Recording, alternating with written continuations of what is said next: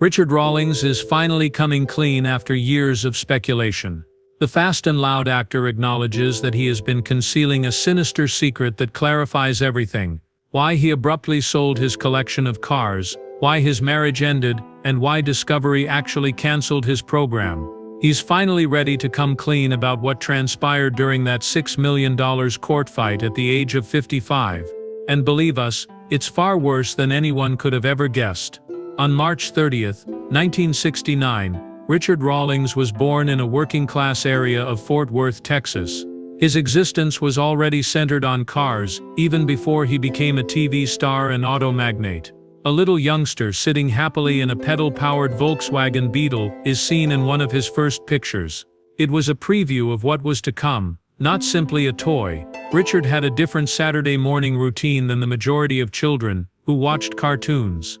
He would get up and go out with his father to deliver newspapers at 3 in the morning, when most of the city was still asleep.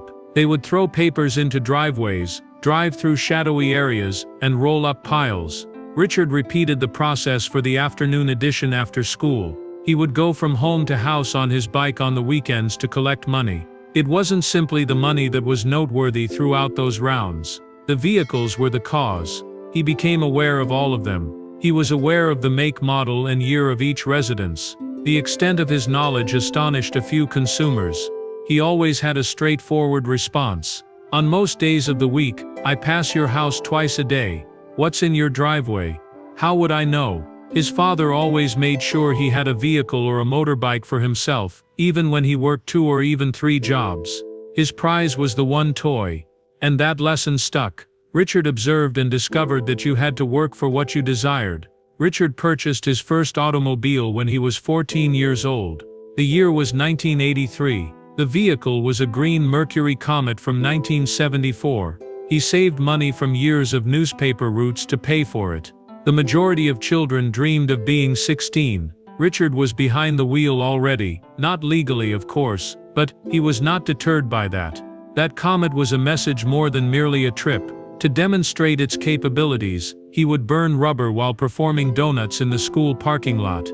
His peers continued to discuss it. He believed it to be the most awesome automobile ever manufactured, even if it was an unattractive green hue. After that, everything happened quickly. He was already driving his third automobile by his senior year in 1987. It was a black 1977 Bandit Trans Am this time. He became the popular vehicle person at Eastern Hills High School since it looked like something from Smokey and the Bandit.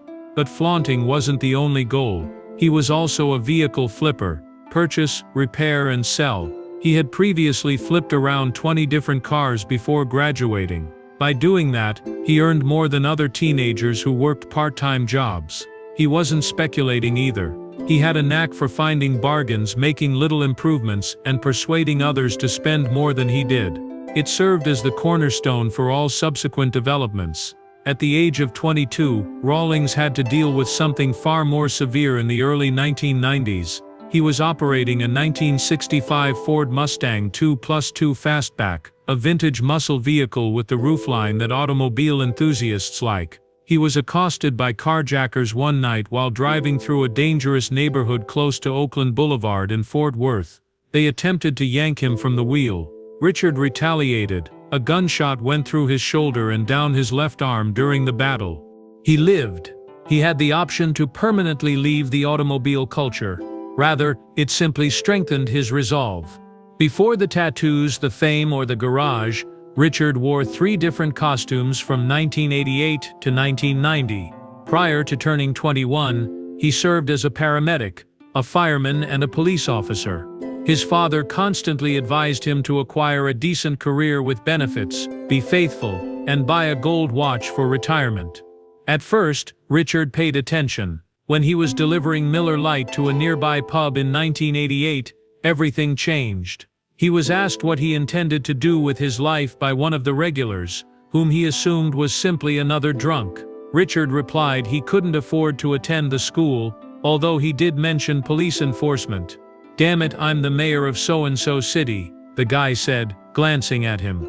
Richard got accepted to the North Texas Police Academy in just 17 days. He was a police officer in Alvarado. He then joined the Capel Fire Department. He took on many roles and had the ability to remain composed when things went wrong. He would eventually benefit in business from such crisis management abilities. But he needed a change at the age of 25. He purchased a Jeep after selling all he possessed. In an attempt to start something new, he left for California. He had no tattoos and was clean-cut back then. No body piercings. After 6 months, he returned to Texas broke, without a Jeep and with tattoos and pierced ears. They had taken it back. On his sister's couch, he was dozing off. He was not broken by that low point. It brought him into focus. He had to get his own thing going. In 1999, he established Lincoln Press at that time. It was a Dallas-based printing and advertising business. Despite his lack of printing experience, he was aware of branding. To begin started, he obtained a small company loan of $100,000. Lincoln Press was flourishing in just 5 years. The first customer to spend $1 million with the firm was offered a Lamborghini Gallardo by him in 2004. It was a successful stunt. The business continued to expand. In the end, he sold it. He used the money from that transaction to pursue his true passion, automobiles. Things didn't quite take off when Richard Rawlings opened Gas Monkey Garage in Dallas in 2002. It was a tiny store, built with funds from the sale of his previous company Lincoln Press. It lacked even air conditioning and running water. It was a difficult beginning. Rawlings lacked the money, but he had the enthusiasm. But he had faith in what he was creating. He then started going to auto shows with his tiny staff, doing whatever it takes to spread the word about Gas Monkey at rallies and trade shows throughout the nation. He and his friend Dennis Collins set out to break the Cannonball Run, one of the most storied records in automotive culture, in May 2007. At 32 hours and 51 minutes, the previous record was established in 1979. That was the amount of time it took to drive from New York City to Los Angeles coast to coast, with just speed in mind. For over 30 years the record remained unbroken. Rawlings and Collins made the decision to try it on May 12, 2007. They went directly for the record rather than using the intended Bull Run rally route from Montreal to Key West. To reduce the frequency of stops, they drove a customized Ferrari 550 Maranello with additional fuel tanks. It was night when they departed Manhattan. He arrived to Redondo Beach's Portofino Inn in a mere 31 hours and 59 minutes. They had succeeded. With an average speed of 87.6 miles per hour across 2,811 miles of road, they smashed a record that had stood for 28 years. At first, not everyone accepted it. Some compared the route to the original runs or raised doubts about it. The feat, however, were striking notwithstanding the debate. It was audacious. It was risky and genuine enough for Rawlings to receive a personal nod from Jay Leno, which had greater significance than most people recognized. There's more to Jay Leno than simply cars. He is a vehicle enthusiast. There are hundreds of unusual and vintage cars in his garage. He is well respected in the automobile industry and has extensive experience. Therefore, it wasn't simply praise when Leno gave Rawlings credit for breaking the Cannonball Run record. It served as a strong endorsement. This was years before Rawlings became well known due to Fast and Loud. However, Leno's nod gave him a lot of credibility in the automotive industry. Rawlings required that legitimacy. It wasn't simple to get Gas Monkey off the ground between 2002 and 2012. He invested all of his money in the company. He operated out of a garage with just enough tools to get by, no running water, and no air conditioning. He battled to get the appropriate components, found skilled mechanics, and had to strain to keep the lights on. All of the projects were risky. Each and every client had to be gained. Rawlings began presenting his program concept around that period. His goal was to make auto restoration more widely known. Families, children, and everyone else who enjoyed a good narrative with some horsepower behind it were included in the group of gearheads. However, networks were unconcerned. The concept seemed too risky or too specialized. He continued to promote the brand by driving as he waited for an opportunity. More car shows, more get-togethers, more in-person relationships. Although the process was slow, it produced a solid product. The term gas monkey was well known in the automotive industry by the time Discovery eventually said yes in 2012. Nobody anticipated that Fast and Loud, which debuted on June 6, 2012, would transform a Dallas garage into a worldwide brand. It all revolved on Richard Rawlings. He was merely a man operating Gas Monkey Garage before the cameras arrived. Following the show's success, he gained recognition in more than 200 nations.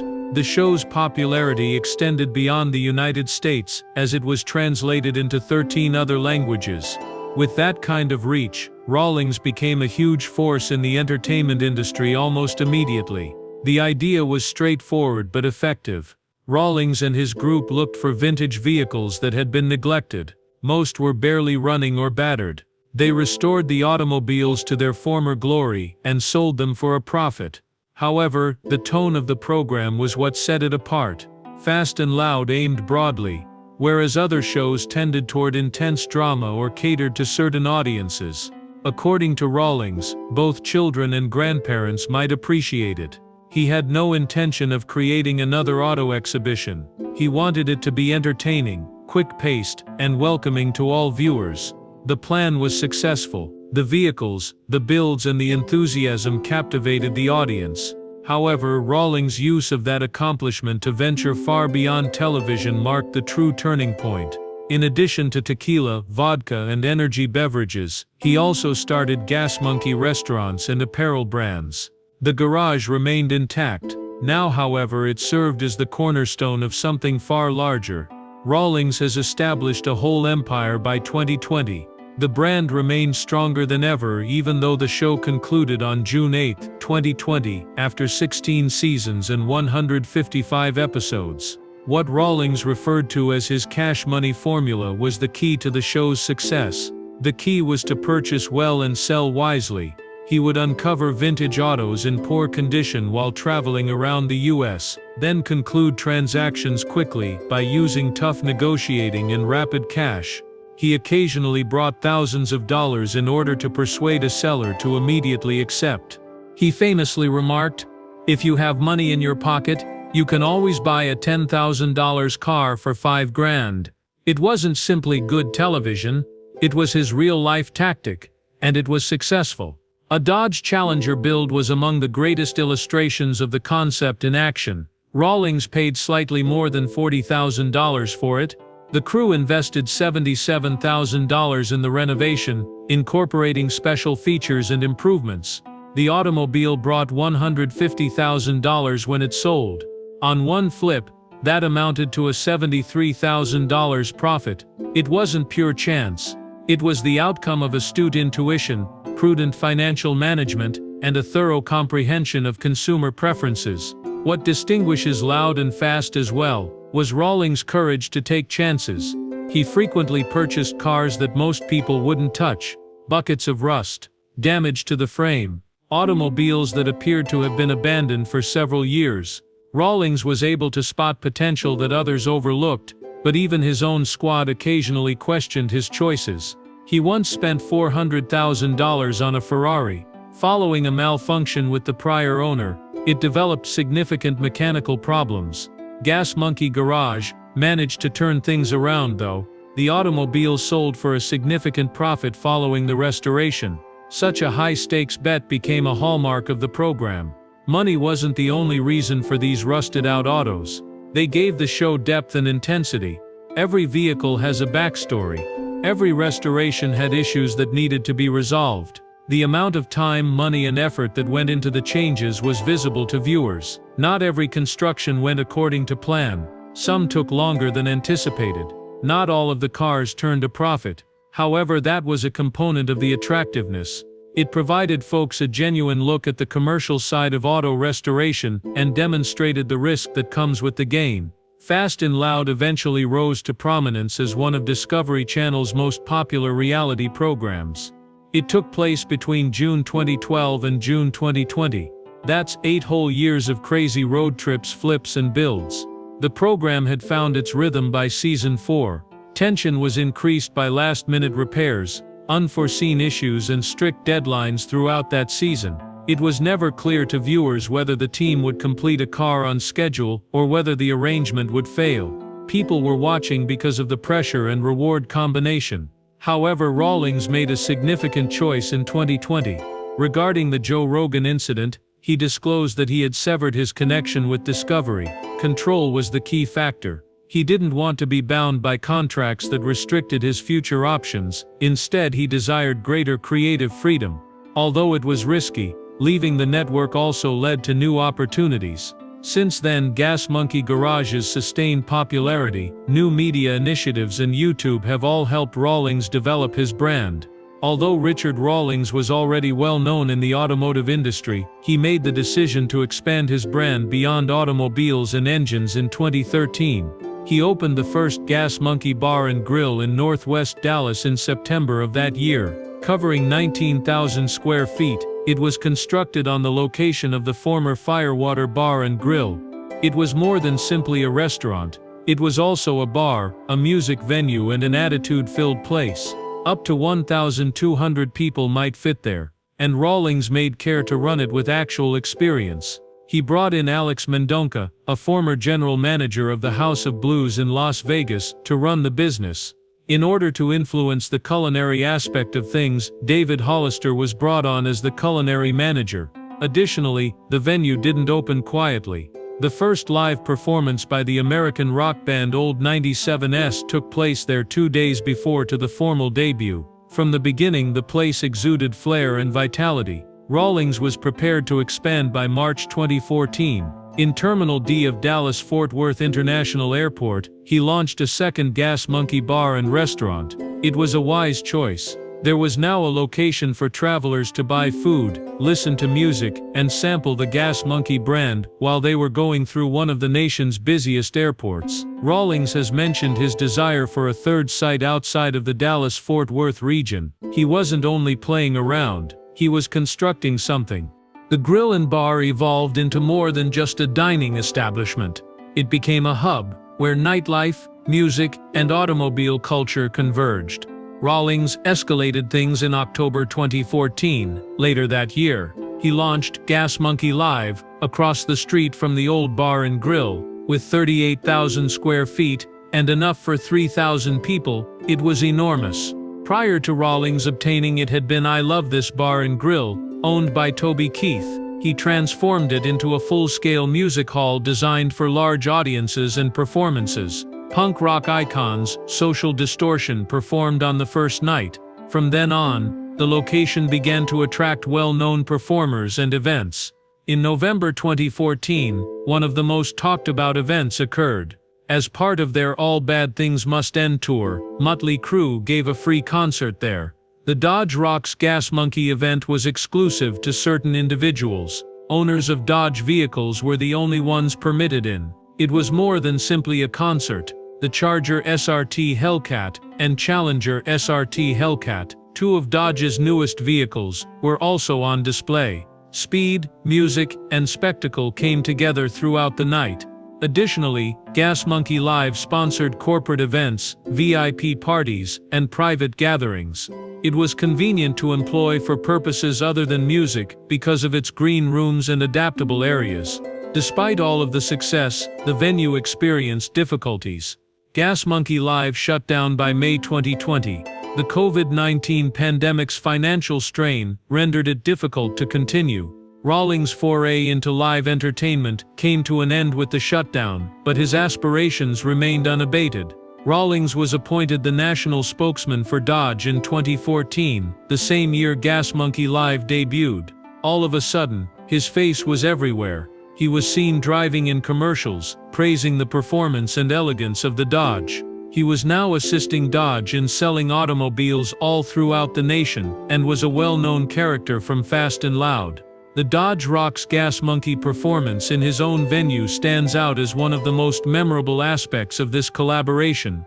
The crossover was ideal. In one night, his passion for automobiles, his music studio, and a well-known brand came together. The agreement gave Rawlings national recognition and helped Dodge win over auto enthusiasts. His impact on the automotive industry continued to expand. Then, in 2019, he ventured into energy drinks once more. However, he licensed the Gas Monkey brand, rather than starting a business from the ground up. In this manner, he maintained control over the image, without having to shoulder the production expenses. It was a wise choice. Regular and light were the two flavors offered by Gas Monkey Energy at launch. The branding emphasized power, speed, and exhilaration. Rawlings' enthusiasm for everything he accomplished was the same. The company launched a third flavor, Tropical, in January 2025. Mango, passion fruit, pineapple, lemon, and honey were all mixed together. It also avoided artificial chemicals and high fructose corn syrup. Rawlings encouraged a lifestyle that was perfectly suited to the drink: clean, quick, and bold. Convenience shops and internet retailers carried the energy drinks. They also made appearances at important racing events, such as the NHRA races and the Indianapolis 500. Richard Rawlings has always had a fast-paced existence, but his personal life went a more difficult path even as his profession took off with screaming engines and TV celebrity. Richard's first marriage took place long before he became famous thanks to Fast and Loud and Gas Monkey Garage. The year was 1993. He was still figuring out where he fit within the car industry. In those early uncertain days, he met Karen K. Grahams, his first wife. That year, the two were married, although their union was short-lived. They got divorced in 1994. Less than a year has passed since the marriage. There was only a young guy pursuing a goal and a marriage that ended before it truly started. There was no celebrity yet, no fan base, and no limelight. About Karen, not much is known. She avoided the spotlight, and the news never mentioned their brief relationship. However, the initial divorce marked the beginning of a trend. It demonstrated how hard it was for Rawlings to strike a balance between his personal life and ambition. There was a price for the urge to create something significant, and that expense continued to mount, particularly in the years that followed. He made another attempt with Suzanne Marie Mergel in 1999. Their wedding took place in Las Vegas, right when Rawlings was beginning to move Gas Monkey Garage along. Professionally, things were starting to improve, but personally, the tension persisted. His company was expanding quickly. He traveled much. The partnership reached a breaking point after 10 years. They got divorced in 2009. That might have been the end for most individuals, but Richard and Suzanne had a complex relationship. 6 years after their breakup, they reconciled in 2015. They made the decision to try marriage again while they were in Cabo San Lucas, Mexico. Although it didn't endure, it appeared hopeful. A second opportunity following years of development and change. Rawlings went public once more by March 2019, this time via Twitter, declaring his separation from Suzanne. The message was posted by him on March 11, 2019. It was direct yet out of the ordinary.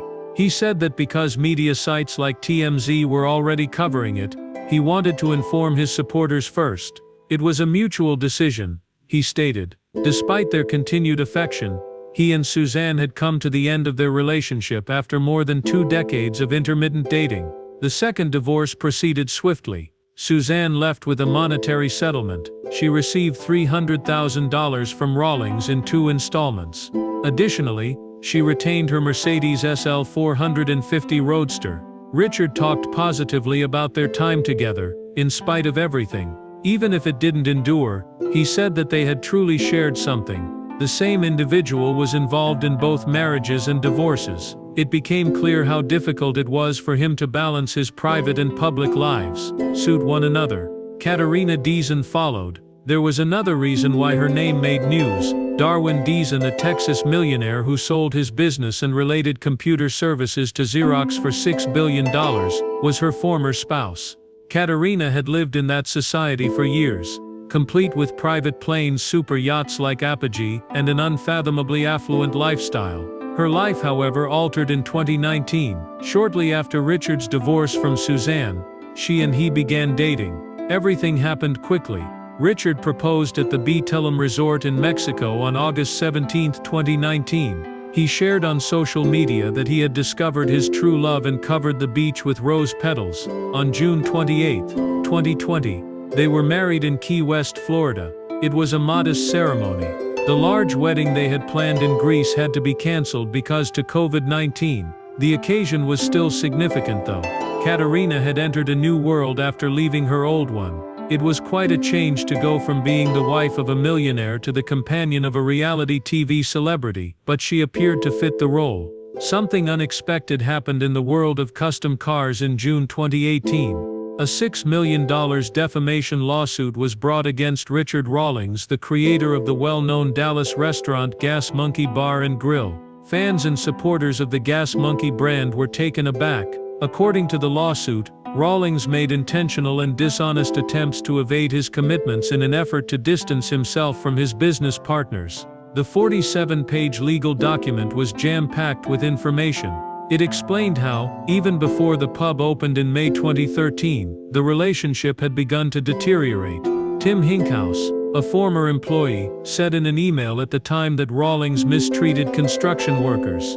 He went so far as to liken him to a pampered 13-year-old. Rawlings was allegedly barred from the building site because of the severity of the situation. That was a powerful moment. He already had a strained relationship with the team. The problems persisted even when the bar opened later in 2013. The lawsuit claims that Rawlings often showed there without permission, disturbing employees and attempting to dictate decisions. It made the workplace poisonous. In 2015, things reached a breaking point. At that point, Rawlings emailed Daniel Flaherty, the managing member of the bar, stating gravely that crucial financial documents had disappeared. In a prompt response, Flaherty asked Rawlings to visit and review the documents. Rawlings, however, declined. "I don't think the records exist at all," he responded. "There would be severe repercussions from such charge, which implied fraud or theft." Flaherty responded on July 18, 2015, telling Rawlings that he was always welcome to audit the records. One of the most important pieces of evidence in court was that email. In the end, Rawlings expressed regret for his actions and attributed them on his drinking. However, Flaherty and the other members of the squad had already suffered the consequences. According to the lawsuit, Rawlings' behavior scared off suppliers and business associates. It claimed that his public charges damaged the bar's standing and made operations more difficult. The issues did not stop there. Rawlings intervened once more in 2017 when a buyer expressed interest in purchasing the Gas Monkey Bar brand. He wrecked the contract and continued to accuse him of financial mismanagement. The case also revolved on the occurrence. Then Rawlings retaliated in 2019. He filed a $1 million countersuit for copyright infringement on March 28 at 2:15 p.m. after their contract expired.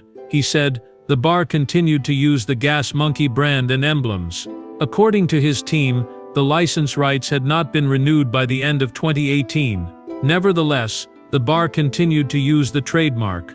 The fact that Rawlings claimed his brand was being exploited to promote obscene and sexually explicit events only exacerbated the situation.